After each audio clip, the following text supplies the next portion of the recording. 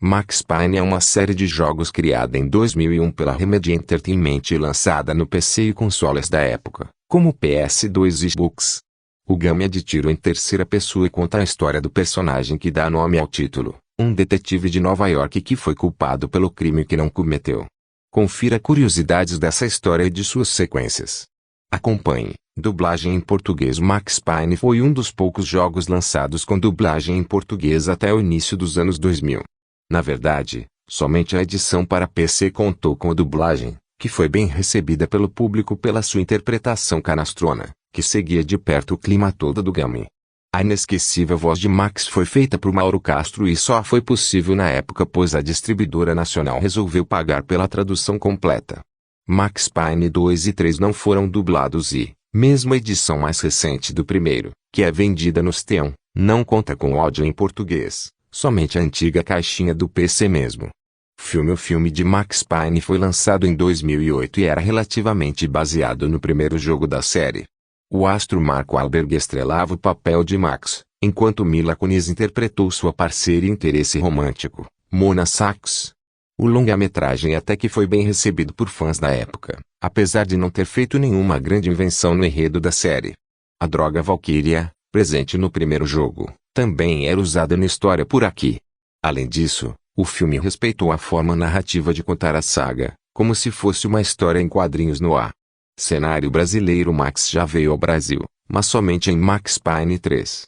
O terceiro game da série se passa quase todo em Santos, cidade do estado de São Paulo, com um Max mais velho e até mesmo careca.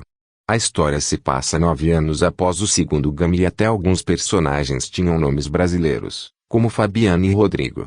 O herói veio parar no Brasil após abandonar sua vida de policial no Zauá, depois de ter assassinado o filho de um gangster local. Ele ganha a vida em São Paulo fazendo bico de segurança de pessoas poderosas, quando se envolve em mais uma trama policial e de tiroteio. Muitas favelas aparecem pelos cenários, além de paisagens paradisíacas. Rosto do personagem em Max Payne 1. O rosto de Max era de alguém bem familiar. Ao menos para quem conhecia o criador do jogo, Sam Lake. Ele reproduziu seu rosto em Max como uma forma de se auto-homenagear. O game não tinha pretensões de ser grande sucesso, e por isso a produção seguiu em frente dessa forma.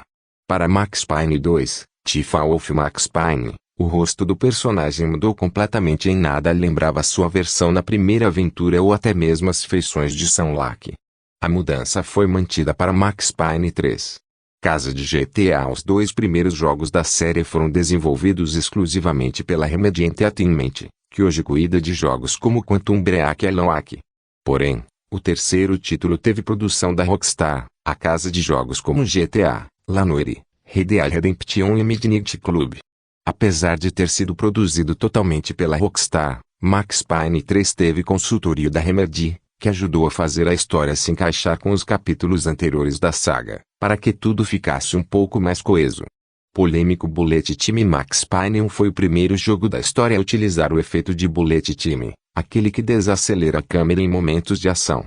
Para quem não se lembra, esse tipo de efeito foi muito utilizado no cinema a partir do primeiro filme da saga Matrix, em 1999. O sucesso de Matrix foi tão grande que o filme ditou não apenas a moda das grandes produções, como o visual de roupa preta de couro de personagens principais, mas também a inclusão do Bullet Time em diversas ocasiões em jogos e outros longas. Max Payne foi pioneiro no caso dos videogames. Max é a mitologia. Apesar de trazer uma história policial moderna, Max Payne 1 é repleto de referências sobre a mitologia nórdica, aquela mesma que trata de deuses como Thor, Loki e Odin. A droga que causa visões estranhas às pessoas, por exemplo, se chama Valkyria, que é uma guerreira dessa mitologia. O mito do Ragnarok, o fim do mundo para os deuses nórdicos, também é usado e repetido inúmeras vezes ao longo da história. A inspiração foi gratuita, não houve motivo explicado a não ser pelo fato de que a produção gostasse desse tipo de referência e universo fantástico.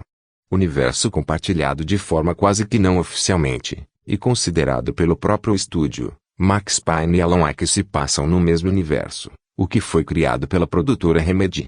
Uma das cenas de Alan Wake, inclusive, traz a possível morte de Max em uma tragédia, o que desconsideraria a existência de Max Payne 3, apesar de ter sido produzido pela Rockstar.